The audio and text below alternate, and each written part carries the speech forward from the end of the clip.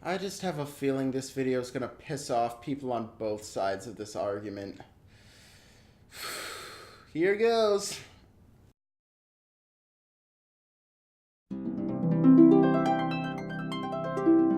Hello everyone, Riley here, and today I'm going to be talking about Scarlett Johansson dropping out of Rub and Tub, and honestly, if there should be a mandate that trans actors should be the only people who can play trans roles.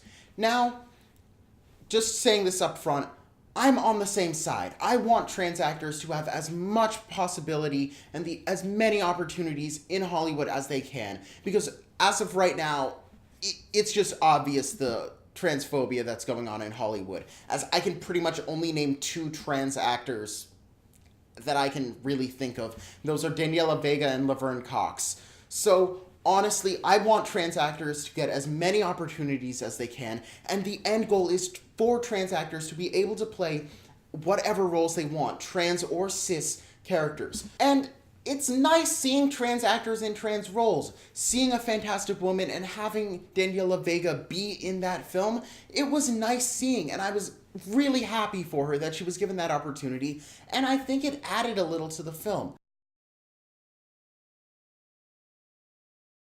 But ultimately, I don't think having a mandate that trans actors are the only ones who can play trans roles is ultimately the right way to go, because I feel like there's a catch-22 going on. If you have a cis person in a trans role, it does two things. It first perpetuates the stereotype that trans people are the opposite gender, just dressing up as a different gender than they are, which is just not true. And it also just means that there are less opportunities for trans actors in Hollywood, which at this point there are basically none. But at the same time, if you only put trans people in trans roles, there's a very good chance that they get pigeonholed in there, and that trans actors will not be able to break out of only playing trans roles, and ultimately there are just not going to be many roles written about trans characters in Hollywood. And I think ultimately the goal is that it wouldn't matter if an actor is trans or cis, they should be able to play whatever role they want. There have been some comparisons made to blackface that I don't quite agree with. Now, ultimately, the issue with blackface is not the fact that a white person is changing the pigment of their skin. That isn't the actual issue of it. The issue is the racist undertones behind it. The fact that it is used to make fun of black people, and it was a mockery of them. And it was meaning that black people weren't being given roles. Well, that's also another issue entirely. But it was more the fact of the mockery of it and the racism behind it. Whereas someone like Jared Leto in Dallas Buyers Club or Elle Fanning in Three Generations, they weren't mocking trans people. They were giving a performance. And I think the main issue with them is the fact that it was the representation and the fact that they were getting those opportunities and trans actors were not being considered for those roles. Now, ultimately, do I have an issue with a cis person playing a trans role? Not really. But if it means that a trans actor is not being able to give the opportunities that they would, I think that's a problem. Now, was Scarlett Johansson right to drop out of the role? Probably, because of all of the backlash that she was getting. But I ultimately don't feel like it would have been the worst thing had she played the role. Now, like a lot of you, I want to see trans actors succeed and be given these opportunities, but I don't think a mandate is quite the right way to go.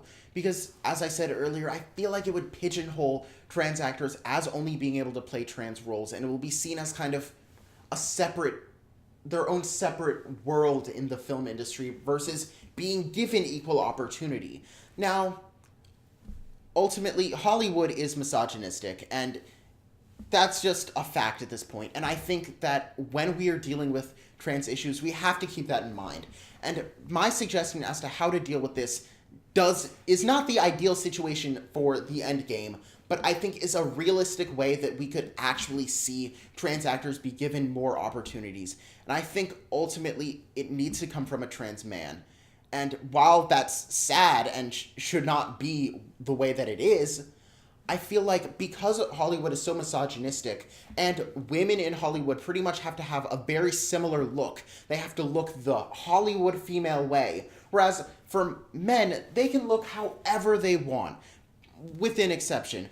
Where you can have people like Chris Hemsworth who look pretty much like the ideal masculine, overly masculine way. But then you still have people like Michael Cera, or Seth Rogen, or Jason Segel, or Steve Carell, or Ezra Miller. All of these different types of people are still able to get roles and have careers in Hollywood. So I think it would not be as much of a stretch for Hollywood producers to be willing to put a trans man in a role than a trans woman. And even though that isn't the way it should be, and if a trans man is given a role in a Hollywood blockbuster or a big indie award style movie and is given a lot of praise for whoever it is representation of the character, I think that would pretty much open the floodgates. Not completely, but it would open the ability for trans women and for other gender non-identifying or non-conforming people to be given roles in Hollywood,